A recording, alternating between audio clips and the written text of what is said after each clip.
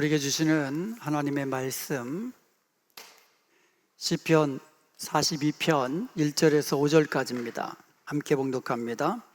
하나님이여, 사슴이 시냇물을 찾기에 갈급함같이 내 영혼이 주를 찾기에 갈급하니이다.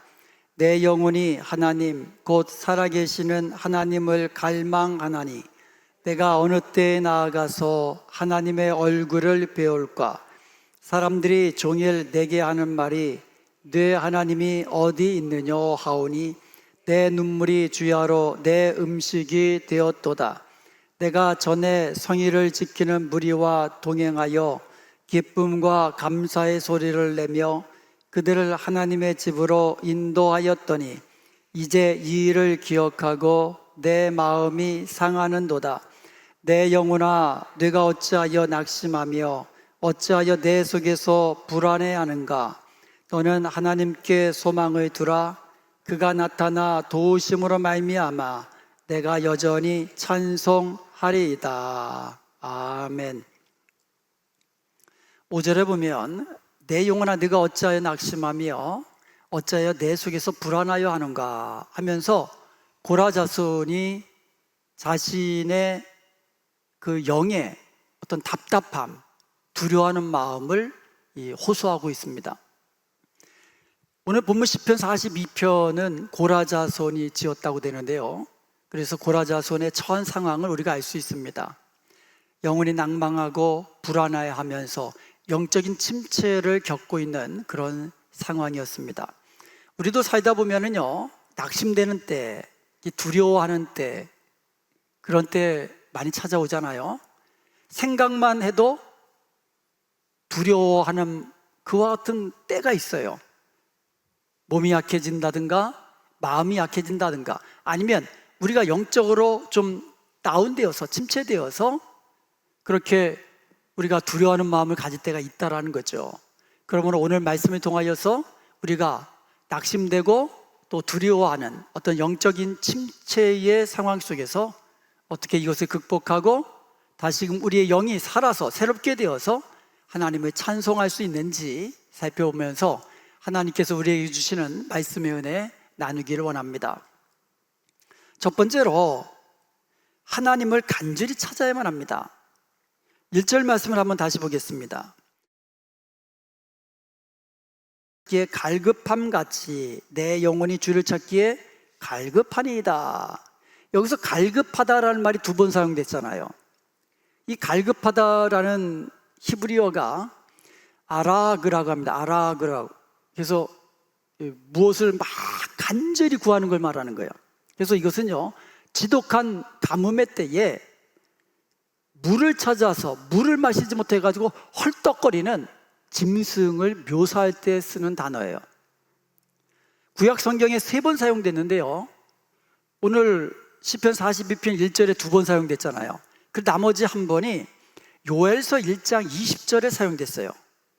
요엘서 1장 20절에 보면 들짐승도 주를 향하여 헐떡거리오니 시내가 다 말랐고 들의 풀이 불에 탔음이니이다.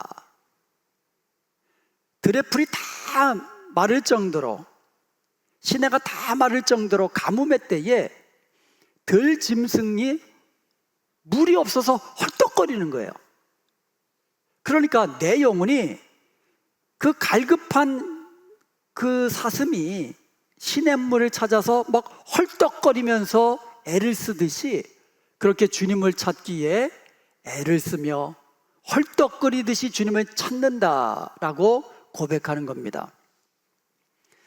그래서 찾기에 갈급함같이라는 말은 울부짖으며 찾음같이라고 번역하는 것이 원문에 더 가까운 그런 해석이 되겠습니다. 사슴이 시냇물을 찾아 갈급하는 이유가 뭡니까? 그 이유는 간단하잖아요. 목이 마르기 때문에 그래요. 목이 마르니까 시냇물을 찾아서 울부짖으면서 찾아다니는 거예요. 마찬가지로 우리 영혼이 메마르고 우리 영혼이 목마를 때는 우리는 하나님을 찾아야 하는 것이에요. 이 세상에 어떤 것도 어떤 사람도 우리의 영혼의 갈급함을 해소해 줄 수 있는 사람도 없고 해소해 줄 수 있는 곳이 없습니다. 오직 하나님만이 우리의 영혼의 갈급함을 해결해 줄 수 있는 분인 것을 믿으시기 바랍니다. 목마른 사슴이 시냇물을 찾으면 목마름이 해결되는 거예요. 마찬가지로 목마른 우리의 영혼이 하나님을 찾으면 하나님 안에서 우리의 영혼의 갈급함이 해결되는 줄로 믿습니다. 두 번째로 주의 전을 소중히 여겨야만 합니다. 2절에 보니까는요, 내 영혼이 하나님 곧 살아계시는 하나님을 갈망하나니 내가 어느 때에 나아가서 하나님의 얼굴을 배울까?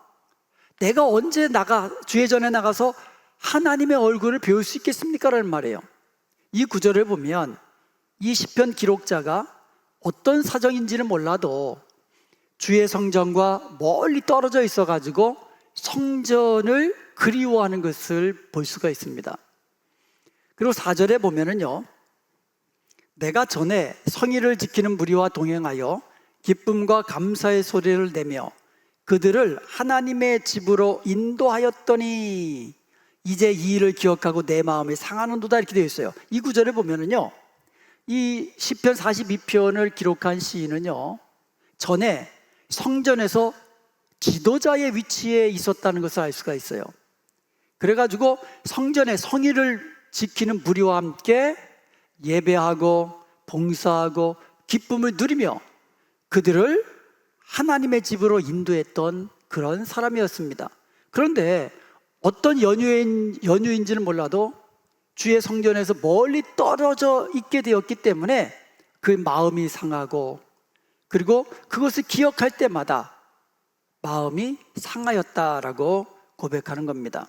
그러므로 오늘 시인이 영적 침체를 겪은 것은 성전에서 예배하며 섬기는 생활을 하지 못하는 것과 그런 상황과 밀접한 관계가 있다는 것을 우리가 알 수가 있어요.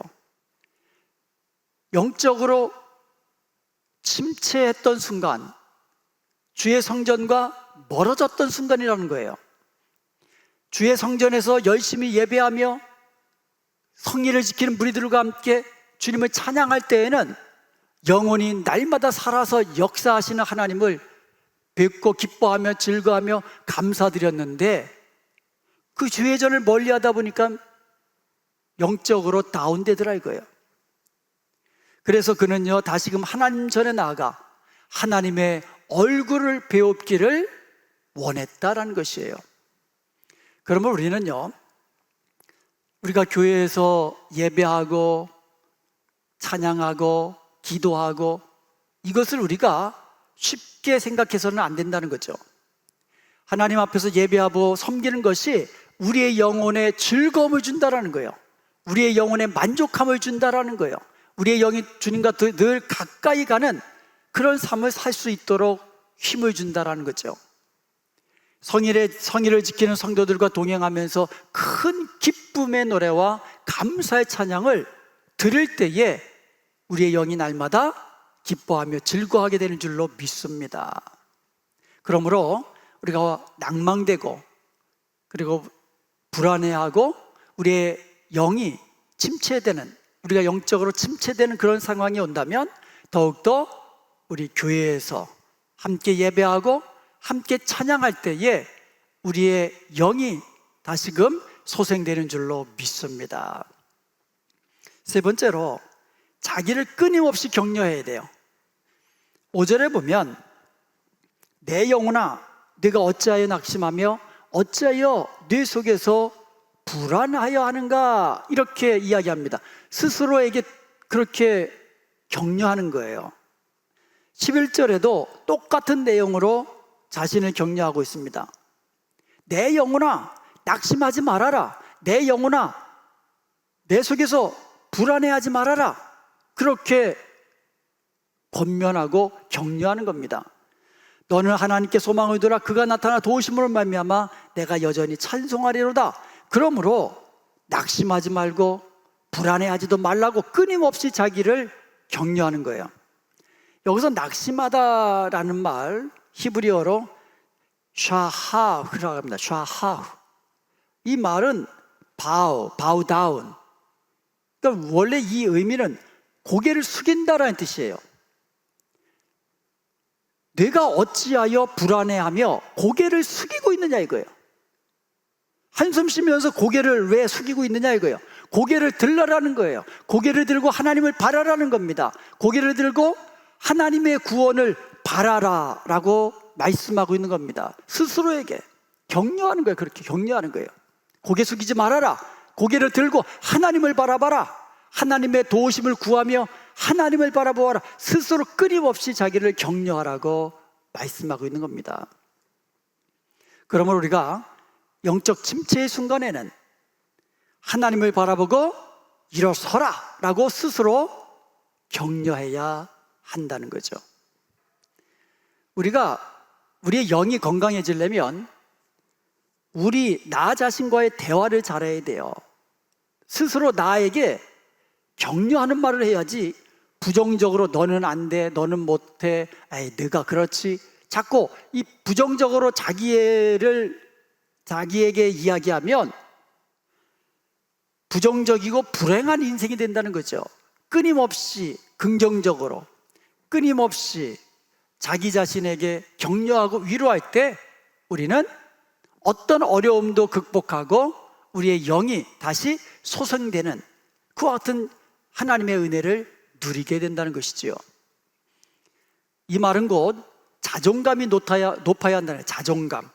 여러분, 자존감은 자존심하고는 틀려요. 자존심은 남들이 나를 어떻게 보느냐를 의식하는 거예요. 남들이 나를 이상하게 보지 않을까, 남들이 나를 어떻게 볼까 늘 의식하면서 거기에 맞춰서 행동하는 거예요.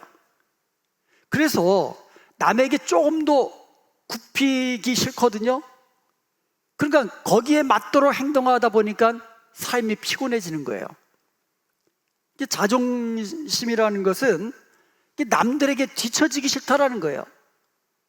그걸 의식하면서 하니까는 늘 피곤하고 힘들고. 그렇지만 우리는 자존감은 틀려요. 이 자존감은 내가 나를 보는 거예요. 그래서 자존감이 높다라는 말은 자기를 귀하게 여기고 나의 가치를 인정하고 내가 나 자신을 신뢰하는 것, 이런 사람이 자존감이 높은 사람이에요. 사탄이 끊임없이 공격하는 것은요, 자존심을 가지고 공격하는 거예요. 끊임없이 우리의 마음과 생각을 부정적으로 만드는 거예요. 그래서 우리의 영혼을 침체하게 만드는 겁니다. 그래서 이 자존심이 강한 사람은요, 사탄의 유혹에 넘어가기 쉬워요. 자존심이 강한 사람, 끊임없이 사탄이 우리의 자존심을 긁는 거거든요. 그래서 우리의 마음과 생각을 자꾸 부정적으로 만드는 거예요. 그렇지만 자존심이 강한 사람들은요, 사탄이 웬만큼 공격해도 끄떡하지 않습니다. 왜냐하면 자존감이 높은 사람은요, 나는 하나님의 형상대로 지음받은 하나님이 사랑하시는 하나님의 자녀다, 나의 가치를 이렇게 인정하거든요. 그러니까 웬만큼 사탄이 공격해도 나는 하나님의 자녀다, 나 자신을 바라볼 때 있는 모습 그대로를 그냥 바라보는 거예요. 있는 모습 그대로를 받아주는 거예요. 인정하는 거예요.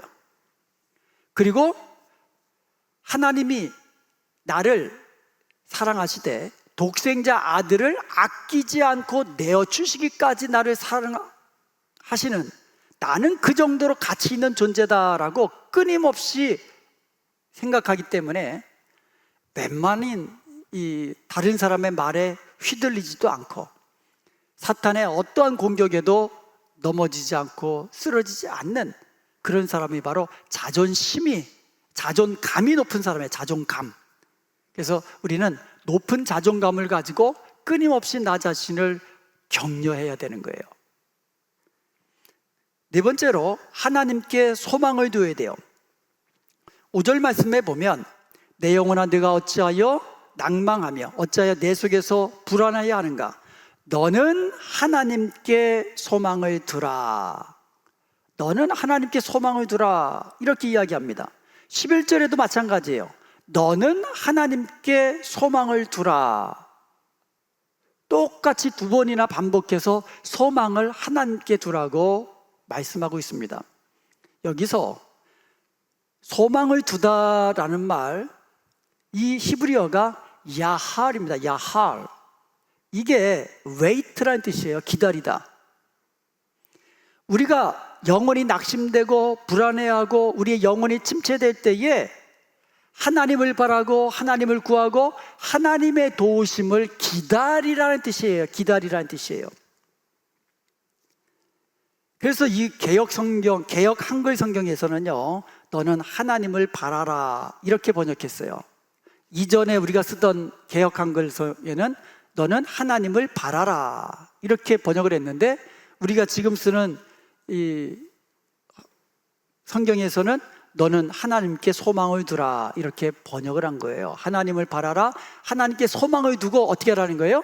기다리라. 기다리라는 뜻이에요. 기다리라. 그러면 그가 나타나 도우신다라고 얘기했어요. 그가 나타나 도우심으로 말미암아 내 하나님을 여전히 찬송하리로다. 그가 나타나 도우심으로 말미암아. 개역 한글 성경에서는요, 그 얼굴에 도우심으로 인하여 이렇게 번역을 했어요. 그 얼굴의 도우심으로 인해서. 성경에 보면은요, 하나님이 값없는 은혜를 베푸신다라고 할 때에 하나님의 얼굴을 우리에게 비춰주신다라고 표현을 합니다. 그러니까 하나님이 그 얼굴을 드사 우리에게 은혜 주시기 원하고 평강 주시기를 원하고, 그러니까 하나님의 얼굴이 우리에게 비칠 때에 하나님의 그 크신 은혜를 우리가 받아 누린다라는 뜻이죠.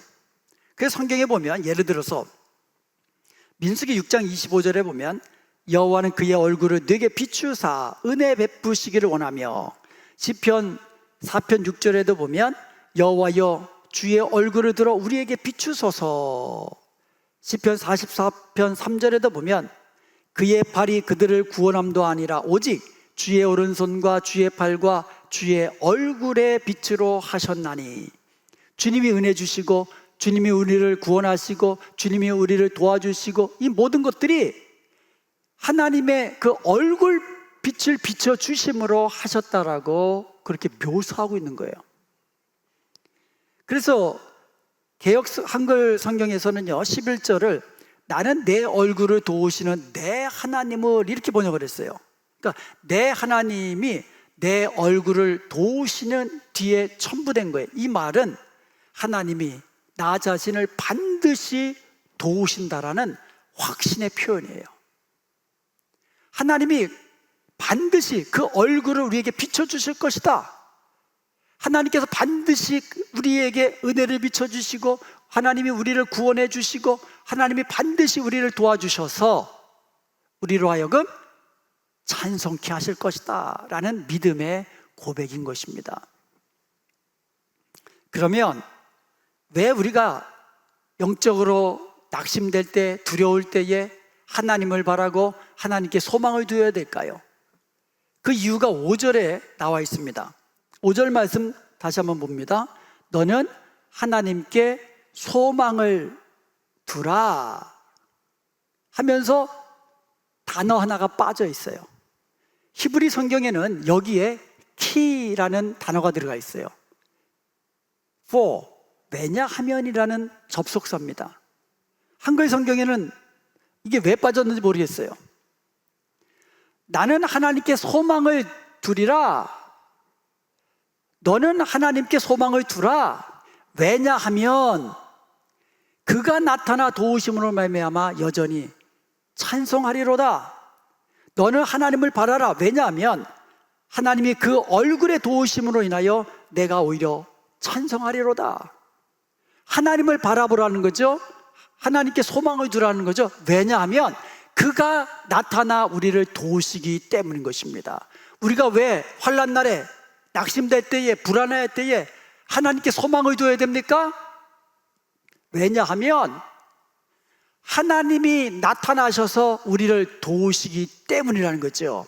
하나님이 그 얼굴빛을 우리에게 비추사 우리에게 은혜 주시기 때문이라는 것이죠. 하나님이 그 얼굴을 우리에게 비추사 우리에게 평강 주시고 하나님의 강한 손으로 우리를 도우시고 구원해 주시기 때문에 하나님을 바라라는 거죠. 사람들이 왜 낙심합니까? 환경을 보고, 나를 보고, 다른 사람을 보기 때문에 그래요. 그리고 내가 바라보는 그것이 나를 도울 수 없기 때문에 그래요. 그러니까 낙심하는 거예요.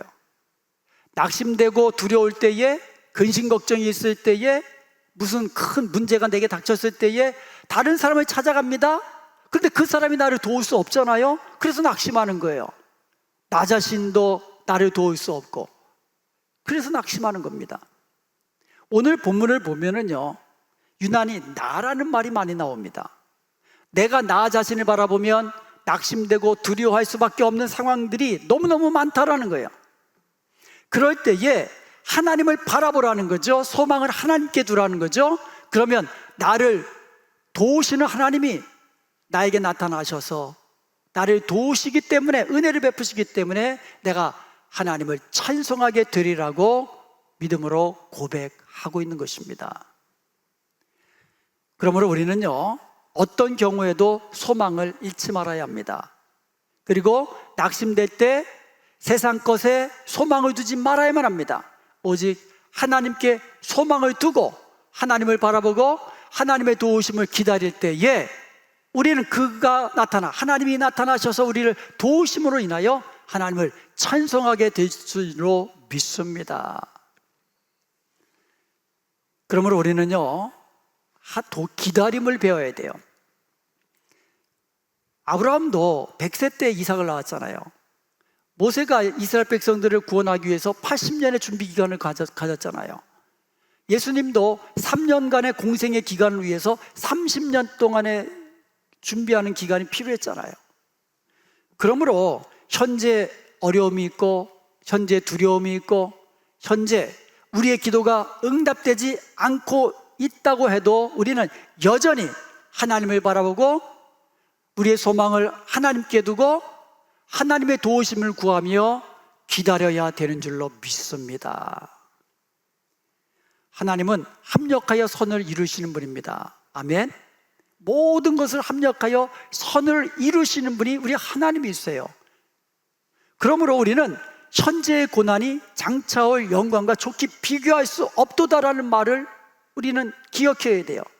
지금 내가 고난 중에 있는 것 같지만 하나님 모든 것을 합력하여서 장차 영광을 얻게 해주시는 것을 믿으시기를 주님의 이름으로 축복합니다.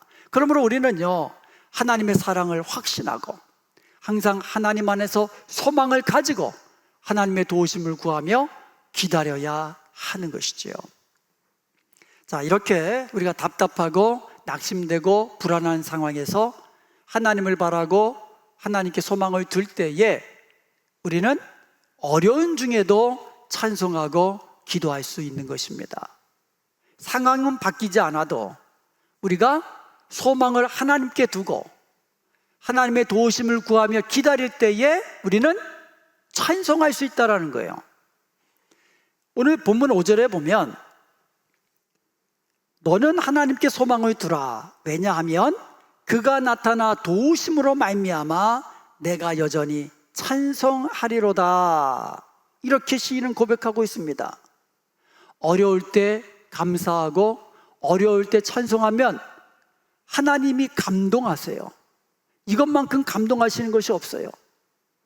그러므로 우리가 어렵고 힘들고 낙심되는 상황에서 소망을 하나님께 두고 하나님이 나타나셔서 우리를 도우리라는 이 믿음을 가질 때에 하나님을 찬송하게 되고, 그럴 때 하나님은 우리의 감사와 찬송을 받으시고 하나님이 역사하셔서 우리로 하여금 역전 인생을 시작하게 하시는 줄로 믿습니다.